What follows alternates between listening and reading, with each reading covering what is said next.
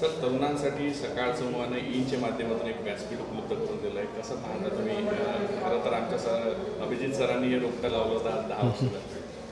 Sir, या 10 वर्षा म्हणजे एका दशकाच्या प्रगतीमध्ये युवकांचा विकास करण्यासाठी, त्यांना एकत्र करण्यासाठी खूप चांगलं व्यासपीठ आहे.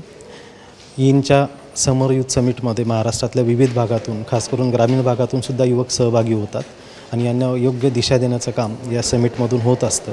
मी सातत्याने बघतो आहे की युथ समिटचा उपक्रम हा युवकांसाठी खरोखर प्रेरणादायी आहे, मार्गदर्शकसुद्धा आहे.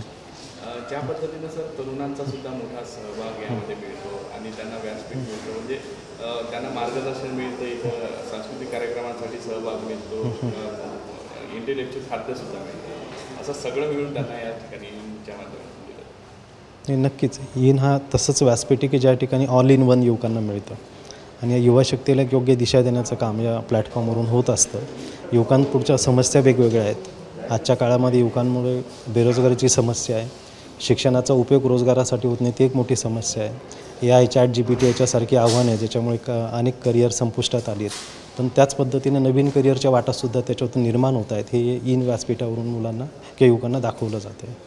सोबतच स्टेज डेअरिंग सारखा एक महत्त्वाचं व्यासपीठ या सगळ्या याच्यातून क्रिएट होतं. एक नेतृत्व करणे, कुठल्याही गोष्टीचं लिडरशिप करण्याचं गुणसुद्धा या सगळ्या कार्यक्रमाच्या माध्यमातून विद्यार्थ्यांना मार्गदर्शन. नाही, नक्कीच शाळा महाविद्यालयांमध्ये ज्या गोष्टी युवकांच्या व्यक्तिमत्वासाठी पूरक असतात त्यांना मार्गदर्शन मिळायला पाहिजे. पुस्तकी ज्ञान त्या ठिकाणी कदाचित चांगलं मिळतं, परंतु जीवनासाठीचं जे योग्य ज्ञान असेल, मार्गदर्शन असेल, स्टेज डेअरिंग असेल, लाईफ स्किल असतील, ते ईनच्या व्यासपीठावरून त्यांना चांगल्या प्रकारे उपलब्ध होतात.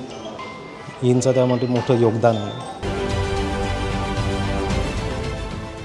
देश विदेशातील प्रत्येक घडामोडींचे लाईव्ह अपडेट मिळवण्यासाठी आता साम टीव्हीच्या सर्व सोशल मीडिया प्लॅटफॉर्मला लाईक, फॉलो आणि सबस्क्राईब करा.